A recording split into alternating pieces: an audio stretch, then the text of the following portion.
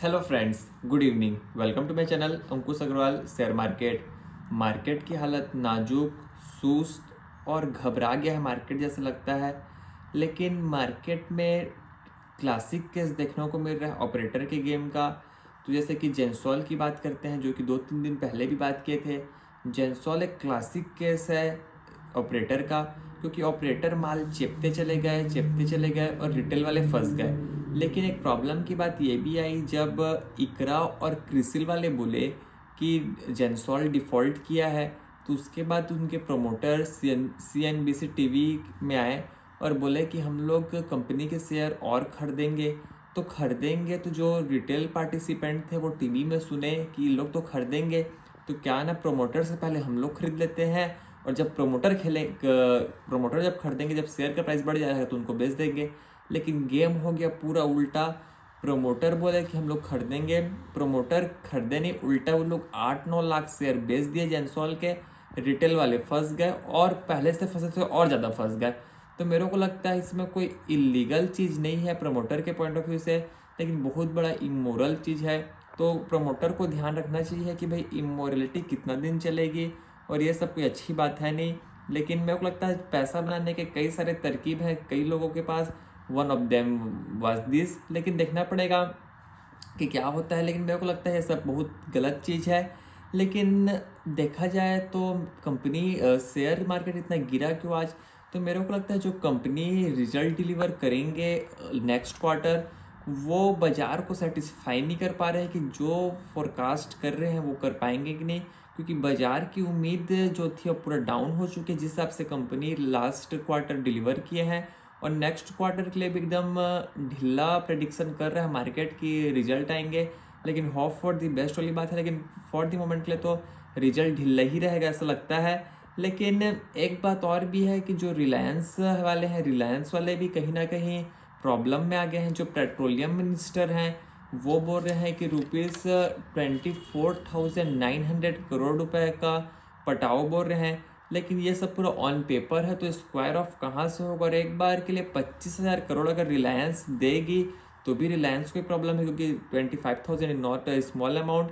लेकिन देखना पड़ेगा क्या होता है। लेकिन अगेन बैक टू जेंसॉल में आते हैं, तो मेरे को लगता है कि एक्चुअली हम लोग के कंट्री में एक ऐसा है कि you can do it and you can run away वाली बात है। वहाँ कोई प्रॉब्लम नहीं, कुछ भी करो, भागो, तू कुछ दिन में सेटल हो जाता है। लेकिन रिटेल शेयर होल्डर वाले फंसते चले जाते हैं और प्रॉब्लम देखने को मिलता है।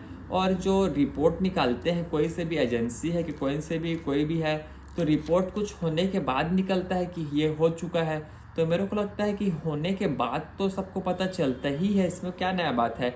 देखने की बात यह है, अगर होने से पहले कोई बताए कि इसमें प्रॉब्लम चल रहा है, कि कहीं पर कोई क्या चल रहा है, तब देखने को मिलता है। और बात करते हैं ओला की, तो ओला भी कहीं ना कहीं प्रॉब्लम में कुछ ना कुछ फंसे ही रहता है। डेली कुछ ना कुछ न्यूज आता ही हो। ओला 157 का ऑल टाइम हाई मारने के बाद अभी लगभग 55 रुपये में आ गया है शेयर। और अब उसका न्यूज़ निकल के आ रहा है कि उसके ऊपर कंपनी में रेड पड़ गया है, क्योंकि जो 800 स्टोर्स एक्सपेंड करके लोग किए थे 4,000 स्टोर, तो उसमें कई सारे स्टोर में बोल रहे हैं कि लाइसेंस नहीं है। जो मोटर व्हीकल रजिस्ट्री एक्ट कुछ होता है उसके अंडर, मतलब इन लोग का पेपर सब कंप्लीट नहीं है, और जो भी है गाड़ी लोग को चला नहीं सकते बिना लाइसेंस के, कि जो भी चक्कर है। तो प्रॉब्लम में लोग रहते ही हैं।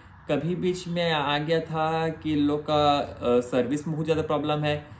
अभी 1-2 दिन पहले भी ये एक और न्यूज़ निकल के आई थी, इन लोग बेचे 25,000 से ज़्यादा गाड़ी, और वाहन पोर्टल में दिखाया 8,000 गाड़ी। तो फिर कंपनी वाले क्लैरिफाई किए कि हमारा कुछ पेंडिंग रह गया था, कुछ प्रॉब्लम हो गया था, जो थर्ड पार्टी है आदमी, उसके चलते हमारे वाहन के पास रजिस्ट्रेशन जा नहीं पाया। तो कई सारे प्रॉब्लम ओला में भी देखने को मिल रहे हैं। और लेकिन सबसे बड़ी बात देखने की ये है कि ओला जैसे कंपनी है, तो ओला जैसे कंपनी में कहीं ना कहीं शेयर होल्डर को एक विश्वास नहीं है, कॉन्फिडेंस नहीं है कि 157 से 55 आया है तो अगेन 157 पहुंचेगा कि नहीं। लेकिन रिलायंस जैसा शेयर में, जैसे कि अभी 2-3 साल के लोवेस्ट लेवल में है, उसके बाद भी लोगों को कॉन्फिडेंस है कि 2-3 साल अगर ऐसा भी बिता देगा, उसके बाद भी हमारा पैसा 100% सेफ है। एनी हाउ पैसा को कुछ नहीं होगा, फिर बाद में और निकालना चाहे तो निकल जाएगा। लेकिन ओला जैसी कंपनी है कि जेंसॉल कंपनी है कि और जो मिड स्मॉल कैप कंपनी है, जब बेयर मार्केट आता है तो इनका तंत्र निकल जाता है। लेकिन देखने की बात यह है कि इसका क्या रिस्क एपेटाइट है, क्योंकि अगर फ्यूचर ग्रोथ को देखें, फ्यूचर प्लान को देखें और अगर इन लोग एग्जीक्यूट करते हैं तो ओला में भी दम बाकी है, क्योंकि मेरे को लगता है सब कुछ एग्जीक्यूशन के ऊपर है। तो कंपनी के जो वादे हैं, जो प्रोमिसेस है, वो तो एकदम हाई फाई हैं। मोटरसाइकिल भी नया लॉन्च किए हैं, उसका डिलीवरी भी स्टार्ट होगा। जेनजी स्कूटर भी लॉन्च किए हैं, कुछ ना कुछ नया लॉन्च आ रहा है। फिर भारत सेल भी लोग इन हाउस बिल्ड कर रहे हैं। फिर इतना सारा गीगा फैक्ट्री बनाया है और इतना सारा वर्क किए हैं। 500 एकर्स ज़मीन खरीदे हैं पूरा वर्क को बैठाने के लिए। तो कंपनी के फ्यूचर प्लान्स एक्सपेक्ट तो बहुत हाई फाई हैं, लेकिन डिलीवर करने में कहीं ना कहीं प्रॉब्लम हो रही है। तो अगर ये सब सुधर भी जाए तो एक मल्टी बैगर ये भी बन सकता है। ओला की बात हो रही है, लेकिन नो वन नोज वाली बात है। तो प्रॉब्लम सब तरफ है, रिस्क की भी बात है और अप्लॉज की भी बात है। तो क्या होगा इसका भी देखने की बात है। और again back to the market, market critical stage में है। मार्केट एकदम सुस्त पड़ गया है, शांत पड़ गया है। 2 दिन ठीक चलता है फिर वही हाल में आ जाता है।